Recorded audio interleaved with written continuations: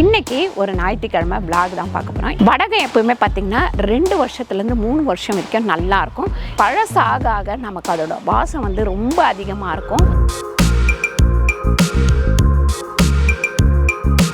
அப்புறம் நம்ம வீட்டுக்கு வந்து கெஸ்டெல்லாம் வந்திருக்காங்க. யாருன்னு பார்த்தா எங்கள் சித்தி பொண்ணு, அதுவும் சித்தி பொண்ணு, 2 பேரும் அக்கா தங்கச்சி. யார் வந்தாலும் வந்து எப்போ கல்யாணம் எப்போ கல்யாணம் எப்போ கல்யாணம் கேளுங்கம்மா, அவங்ககிட்டே பிள்ளைகிட்டே கேளுங்கம்மா.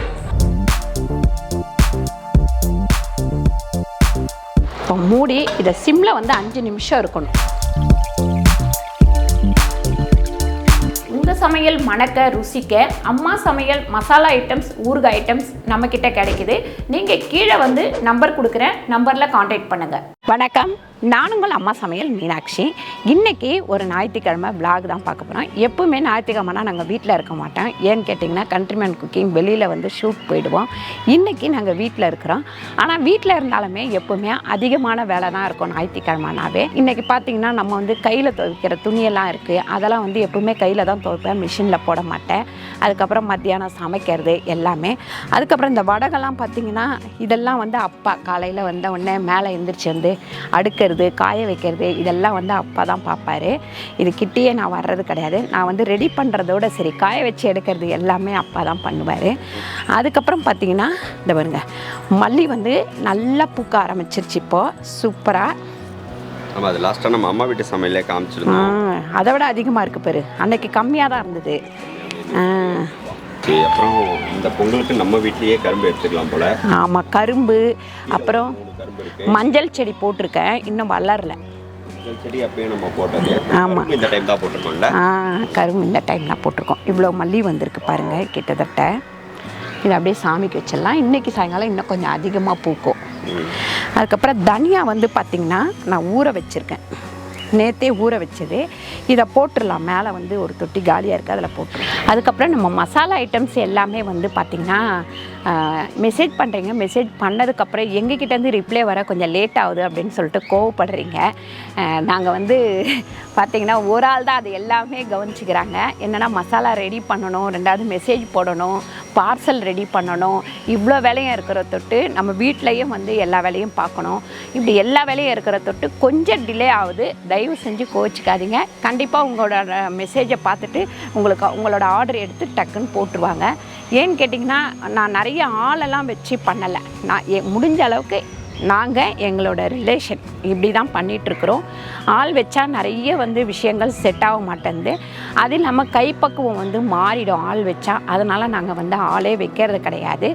அவசரத்துக்கு வெங்காயம் உரிக்கிறதுக்கு, பூண்டு உரிக்கிறதுக்கு இந்த மாதிரி மட்டும் வெளியில் டெம்பரவரியாக ஆள் கூப்பிட்டு அவங்க எவ்வளோ உரிக்கிறாங்களோ அதுக்கேற்ற காசு அந்த மாதிரி தான் பண்ணிகிட்ருக்குறோம்.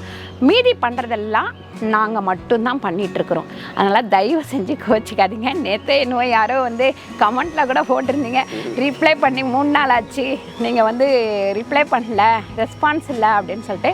கண்டிப்பாக நாங்கள் ரெஸ்பாண்ட் பண்ணாமல் இருக்கவே மாட்டோம். ஒவ்வொரு நாளும் அந்த கமெண்ட் போட்டுக்கிட்டே தான் இருப்போம். கொஞ்சம் வேலை இருக்கும்போது எப்பவுமே காலையில் ஒரு 1 மணிக்கு மேலே தான் மெசேஜ் பார்க்க ஆரம்பிப்பாங்க. ஏன்னா தம்பியுமே பார்க்குறாப்புல, அப்புறம் பார்த்திங்கன்னா எங்கள் தங்கச்சி பசங்க பார்க்குறாங்க.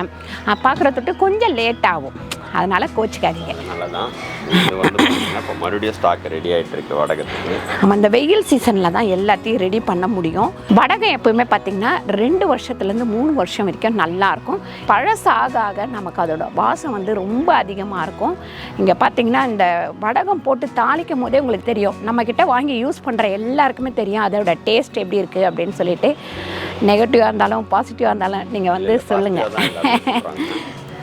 நம்ம கிட்ட 1 கிலோ வடகம் வாங்கினா ஸ்ப்ரே கூட யூஸ் பண்ணுவோம்னா எதுக்கு வீடு ஃபுல்லாக பாருங்க. நல்லா ஊற வச்சுருக்கிறேன். இது வந்து இப்படி மேலே கொஞ்சமாக போட்டுக்கலாம். 4 தொட்டியில் போடுறேன்.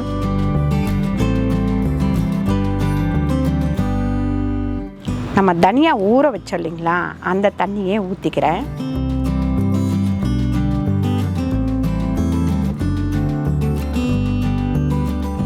அதுக்கப்புறம் பார்த்திங்கன்னா இங்கே வந்து நம்ம யூஸ் பண்ணுறோம் இல்லைங்களா பக்கெட்டு, இந்த மாதிரி வடகெல்லாம் போடும்போது யூஸ் பண்ணுற இந்த பக்கெட்டு, பாத்திரம் இதெல்லாம் வந்து அதிகமாக சேரும். அது எல்லாத்தையும் தேய்ச்சி எடுத்துக்கலாம். அதுக்கப்புறம் நிறைய பேர் வந்து சொல்லியிருந்தீங்க டிஷ்வாஷர் வந்து யூஸ் பண்ணுங்கம்மா நல்லா இருக்குது அப்படின்னு சொல்லிட்டு. நாங்கள் முதல்ல பிளான் பண்ணோம் கிச்சனில் வந்து அது வைக்க முடியாது, ரெண்டாவது அது எவ்வளோ தூரம் கம்ஃபர்டபுளாக இருக்குமா அப்படின்னு சொல்லிட்டு எனக்கு தெரியல. அதனால தான் எனக்கு வேணாம் அப்படின்னு சொல்லிட்டேன். தம்பி வந்து வாங்கி தரேன் அப்படின்னு தான் சொன்னாப்புல, நான் தான் வந்து வேணாம் அப்படின்ட்டேன். பார்க்கலாம், மேலே எங்கேயாவது வைக்க முடிஞ்சால் வாங்கலாம் அப்படின்னு சொல்லிட்டு யோசிச்சுருக்கேன். கொஞ்சம் யோசனை பண்ணிவிட்டு வாங்கலாம் அப்படின்ட்டுருக்கேன். ஆர்த்தியக்கா வந்து சொன்னாங்க அம்மா ரொம்ப கம்ஃபர்ட்டாக இருக்குது. ஆமாம், அவங்க வந்து சொன்னாங்க, அவங்க யூஸ் பண்ணுறாங்க. அவங்க சொன்னாங்க இல்லைம்மா நல்லாவே யூஸ் ஆகுது அப்படின்னு சொல்லிட்டு சொன்னாங்க.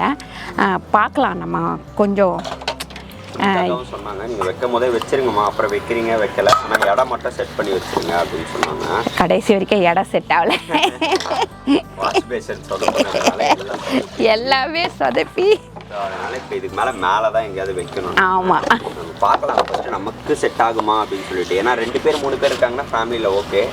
நாங்கள் வந்து 5 பேர், அதனால் அந்த ஊருக்கு வந்து ஒரு பெரிய டிஷ்வாஷர் தான் செய்யணும் போல் நம்ம இதில். ஏன்னா பெரிய பெரிய பாத்திரங்கள்லாம் இருக்கும். ஸோ அதுக்காக அவ்வளோ இன்வெஸ்ட் பண்ணிவிட்டு அப்புறம் ஒரு கோட் ஆகணும்னா கஷ்டமாயிட்டோம் நமக்கு. அதனால் பார்க்கலாம். ஆனால் நிறைய பேர் சொல்லியிருந்தாங்கம்மா டிஷ்வாஷர் வந்து. அப்படியா? சரி பார்க்கலாம், எப்படின்னு பார்த்துட்டு பாருங்க. மேலே எல்லா வேலையும் முடிச்சாச்சு.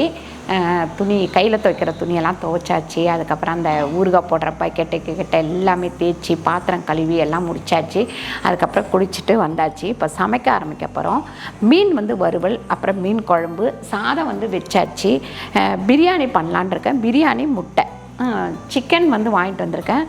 அது ஏதாவது பண்ணணும், அது என்ன பண்ணுறதுன்னு யோசிச்சுட்டு சொல்கிறேன் நான். இங்கே மீன் ஃபிஷ் மார்க்கெட்டே போல். ஆமாம், இங்கே போயிட்டு இதில் போய் அங்கே பிடிச்சிட்டு இருந்தாங்களாம். அங்கே வந்து வாங்கிட்டு வந்தான். என்ன மீன்? ஜிலேபி. நல்லா ஃப்ரெஷ்ஷாகவே இருந்தது, நல்லா சூப்பராக. உப்பு வந்து பார்த்திங்கன்னா 1.5 ஸ்பூன் போட்டிருக்கேன். இது தந்தூரி மசாலா. இந்த மசாலா போட்டு மீன் வறுத்தா எல்லாருக்கும் ரொம்ப பிடிக்குது, அதனால் அதுவே பண்ணலாம் அப்படின்னு சொல்லிட்டு. அப்புறம் லெமன் வந்து பார்த்திங்கன்னா 1 லெமன் முழுசாக வந்து புழிஞ்சு விட்டுக்கலாம். கூட வந்து பார்த்திங்கன்னா மீன் வறுவல் மசாலா, நம்ம மீன் வறுவல் மசாலா 4 ஸ்பூன் கிட்ட போட்டுக்கிறேன். ஏன்னா அப்போ தான் காரசாரமாக நல்லாயிருக்கும். ஆஹா, ஒரு தப்பு பண்ணிட்டேனே. நம்ம மீன் வறுவலில் உப்பு இருக்கும், ஆனால் நான் வந்து உப்பு போட்டுட்டேன். அதனால் என்ன பண்ணலான்னா கொஞ்சம், ஆனால் பாதி உப்பு தான் இருக்கும், ஃபுல் உப்பு இருக்காது. கொஞ்சம் எடுத்து வச்சிட்டேன், வேணும்னா அப்புறமா நம்ம போட்டுக்கலாம். சரியா? உப்பு போட தேவையில்லை. வெறும் மிளகாத்தூள் கொஞ்சம், இஞ்சி பூண்டு பேஸ்ட்டு ஒரு 2 ஸ்பூன், அதுக்கப்புறம் கார்ன்ஃப்ளவர் மாவு ஒரு 3 ஸ்பூன். கொஞ்சமாக தண்ணி ஊற்றிக்கலாம். தண்ணி ஊற்றிட்டு நல்லா வந்து மசாலாவை பிரட்டி எடுத்துக்கலாம்.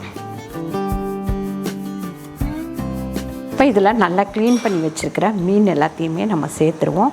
இந்த வால் அந்த மாதிரி, அதாவது வால், நடுத்துண்டு, இது எல்லாத்தையும் போட்டு வறுத்துக்கலாம். தலை வந்து இருக்குது, அது மீன் குழம்பு கொஞ்சம் வச்சுக்கலாம்.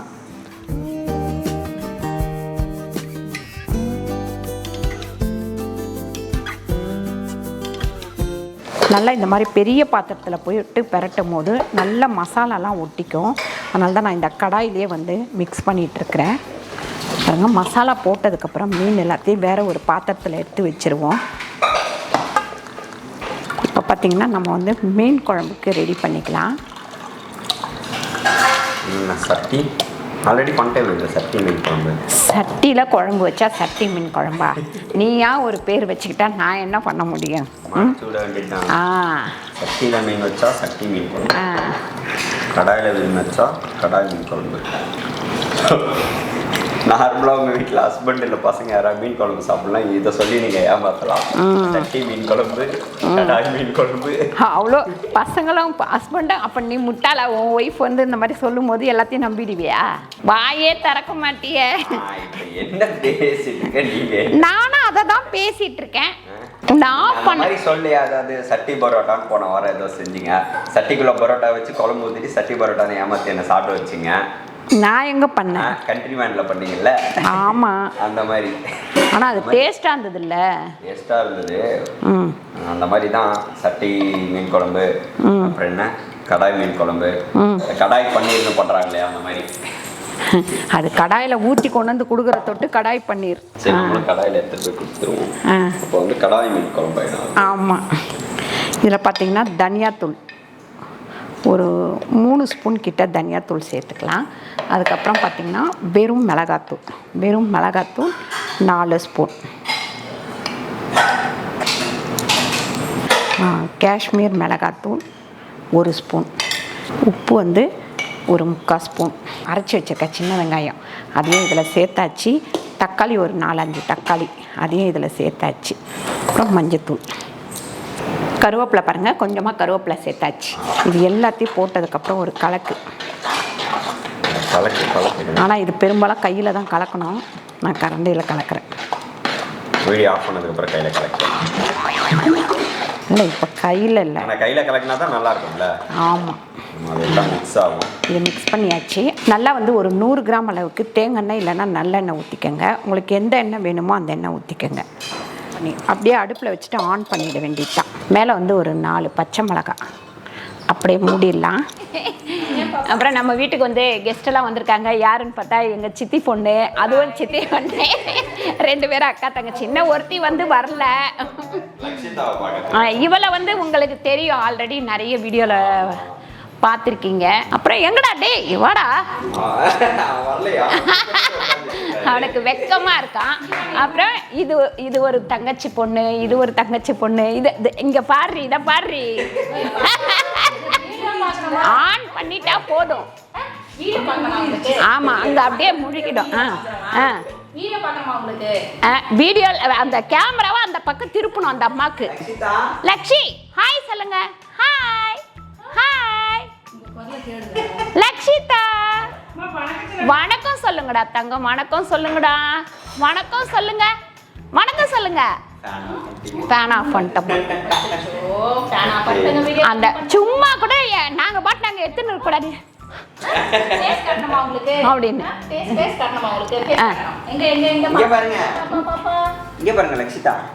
ஹாய் சொல்லுங்க. ஹாய். சிக்கன் பரட்டலுக்கு வந்து 2 ஸ்பூன் வந்து காஷ்மீர் மிளகாத்தூள் போட்டிருக்கேன். அப்புறம் 1 ஸ்பூன் வந்து மிளகாத்தூள், வெறும் மிளகாத்தூள். அப்புறம் இஞ்சி பூண்டு பேஸ்ட் வந்து ஒரு 2 ஸ்பூன் போட்டு வச்சுருக்கேன். மஞ்சத்தூள் பார்த்திங்கன்னா ஒரு 1/4 டீஸ்பூனு. அதுக்கப்புறம் உப்பு ஒரு 1.5 ஸ்பூன் அளவுக்கு உப்பு சேர்த்துக்கலாம். இது வந்து பார்த்திங்கன்னா 2 கிலோ சிக்கன் பாருங்கள். ஜீரகத்தூள் வந்து ஒரு 1.5 ஸ்பூன் அளவுக்கு சேர்த்துக்கலாம். இப்போ இதில் சிக்கனை போட்டு நல்லா வந்து கலந்துக்கலாம். பாருங்க, பச்சை மிளகாய் வந்து ஒரு 7-8 போட்டுக்கலாம். அதுக்கப்புறம் இதில் கொத்தமல்லி போட்டுக்கலாம்.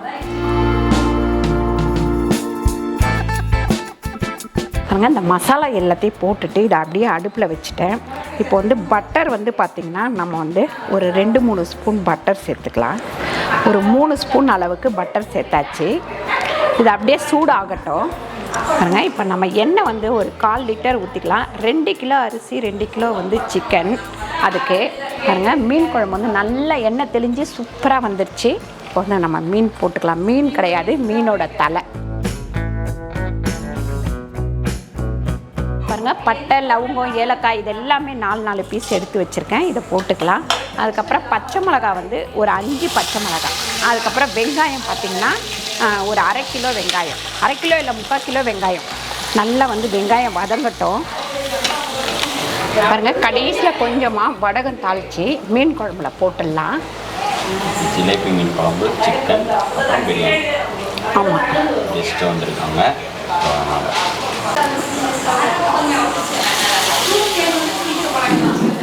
குழம்பு ஆஃப் பண்ணியாச்சு. அப்படியே மூடி வச்சிடலாம். கொஞ்சமாக கருவேப்பிலை போட்டுட்டு மூடி வச்சிடலாம்.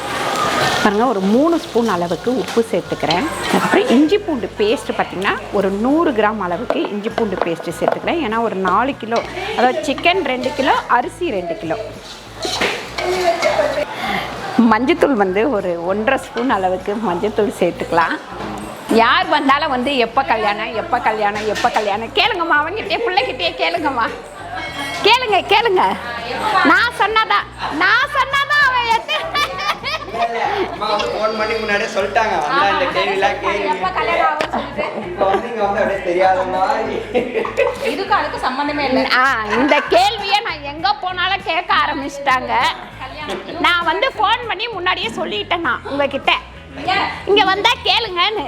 இல்ல நான் இல்ல வேற யார் வந்தாலும் கல்யாண வயசுல பசங்க இருந்தாலும் பிள்ளைங்க அங்கிட்ட அதை ஃபர்ஸ்ட் கேட்பாங்க.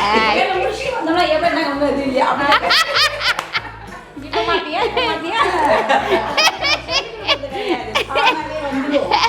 பாருங்க வெங்காயம் வந்து நல்லா வதங்கிடுச்சு. இப்போ தக்காளி சேர்த்துக்கலாம். ஒரு கிட்டத்தட்ட 1/2 கிலோ தக்காளி சேர்த்துருக்கேன், 3/4 கிலோ வெங்காயம் சேர்த்துருக்கேன், 1/2 கிலோ வந்து தக்காளி சேர்த்துருக்கேன். புதினா பார்த்திங்கன்னா ஒரு கட்டு புதினா,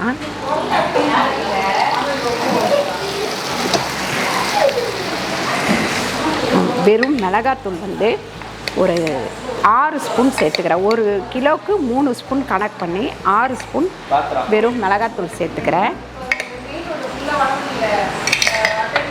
பாருங்க பிரியாணி மசாலா ஒரு 3 ஸ்பூன் சேர்த்துக்கலாம்.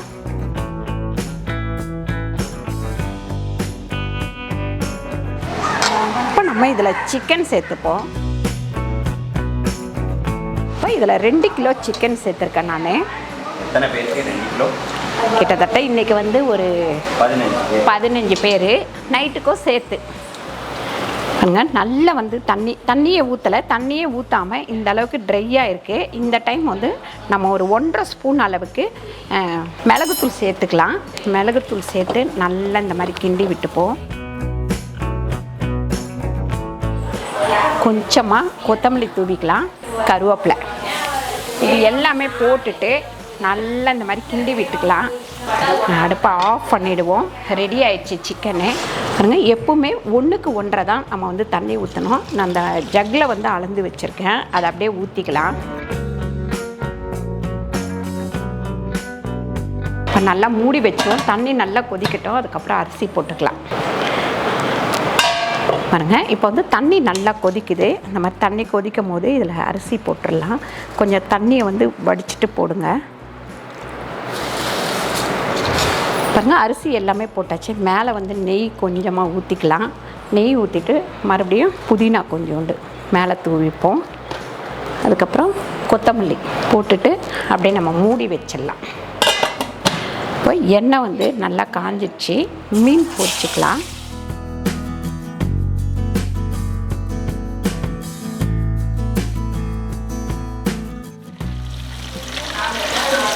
மீன் வந்து நல்லா பொரியட்டும்.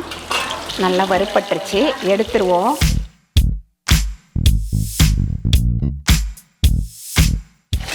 மசாலாலாம் ஃபுல்லாக அதிலே ஒட்டிகிட்ருக்கா